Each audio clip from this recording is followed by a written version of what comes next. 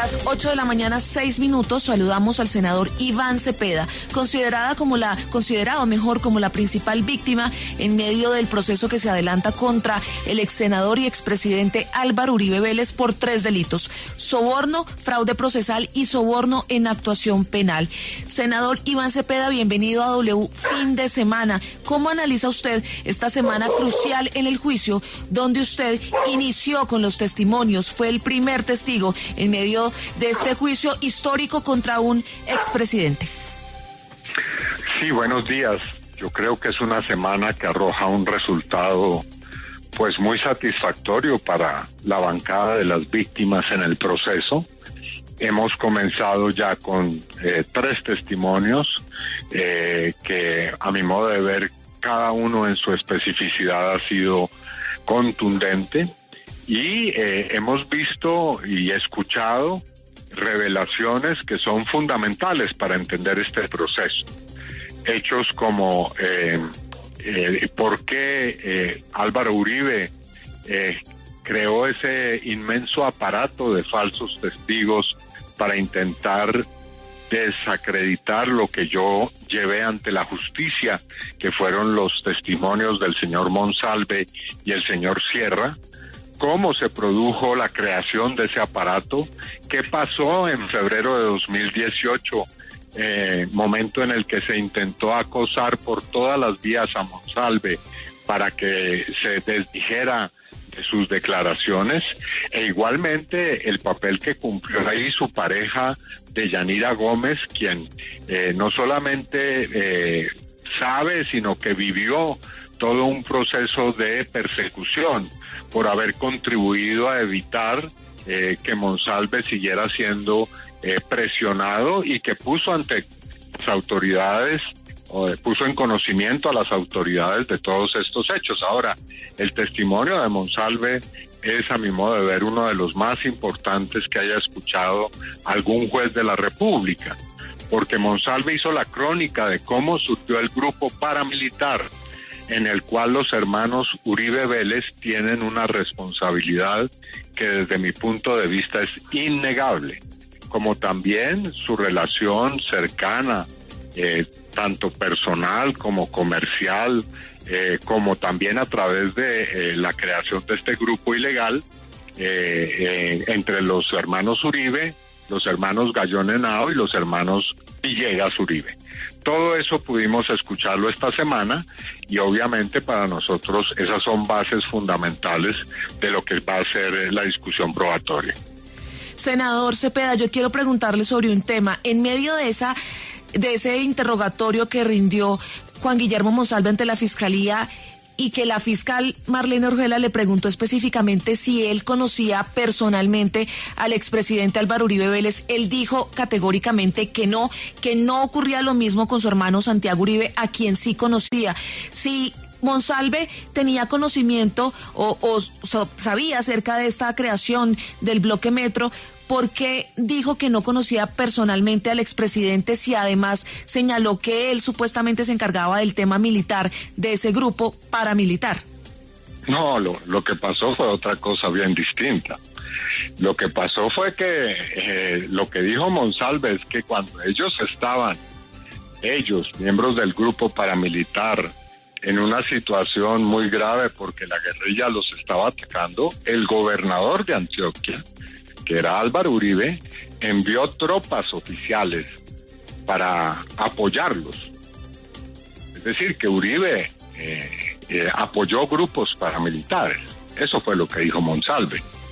Monsalve dijo que además de eso, él estuvo en actos políticos, o por lo menos en un acto político, en el que los paramilitares apoyaron la candidatura de Uribe.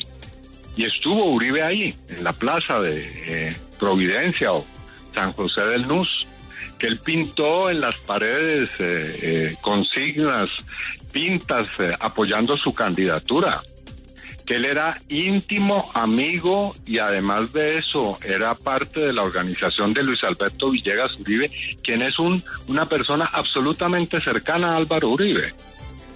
Entonces, que ahora no se quiera, con preguntas simplificatorias, y cerradas de si eran personas que se conocieron personalmente, ocultar semejante asunto, que es de extrema gravedad. Entiendo, mire, ahora estábamos conversando con la defensa del expresidente Álvaro Uribe, estábamos conversando con el abogado Granados, y ante la pregunta de si su estrategia era dilatar todo y su apuesta era dilatar hasta el 7 de octubre del 2025, fecha en la que este caso se vence, que si se llega a la prescripción pues el proceso se cae y el expresidente pues está a salvo. Ante esa pregunta, el señor Granados nos dijo que nada más lejos de la realidad y que además básicamente los procesos dilatorios han sido responsabilidad de las alegadas víctimas, ¿no? Sí, claro. ¿Cómo no? Y el país no entiende lo que está ocurriendo ahí. No, es decir, todos hemos visto lo que se han hecho esfuerzos, digamos, hasta lo imposible porque el proceso no avanza.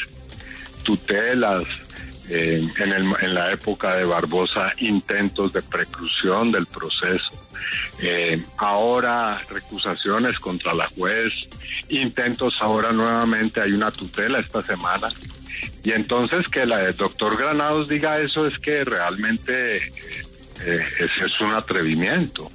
Ahora, el doctor Juan David León, de la bancada de víctimas, le dijo claramente a él y a su defendido que si no hay tal ánimo dilatorio, las cosas son muy sencillas. Para evitar todas estas discusiones y estrés, que renuncien a la prescripción y todo el mundo tranquilo. Pero vemos que ese no es realmente el ánimo, sino seguir haciendo las cosas, ¿no? Y enviar un discurso a la opinión que va en el sentido contrario. ¿Cómo ve usted precisamente cuando estamos iniciando el mes de marzo y faltan pocos para que llegue precisamente el mes de octubre, cuando se daría esa fecha de la preclusión de la acción penal contra el expresidente? Usted, como la víctima principal en este caso, ¿cómo lo analiza y tiene esperanzas de que haya un fallo al menos de primera instancia en este caso? Yo creo que se puede perfectamente llegar a la instancia decisoria en este juicio. Si no fuera así, uno no vería tal nerviosismo en la defensa y tantos intentos por seguir aplazando la confrontación de las pruebas y el desarrollo normal de las audiencias. Es decir, si no hubiera esa posibilidad, uno no entendería por qué esa febril actividad dilatoria. Y evidentemente en eso es lo que estamos. Entonces yo creo que es perfectamente posible y creo que lo que se está haciendo en este momento es lo correcto. Es pasar a discutir las pruebas, escuchar a los testigos, darle todas las garantías al doctor Uribe como las ha tenido hasta ahora y avanzar. Así que sobre eso creo que no hay ningún tipo de inconveniente y estamos desde las víctimas con toda la disposición a hacer las cosas como lo prescribe la ley y el derecho penal. Pues muchísimas gracias, senador Cepeda. Gracias por haber estado con nosotros. A ustedes muchísimas gracias, como siempre.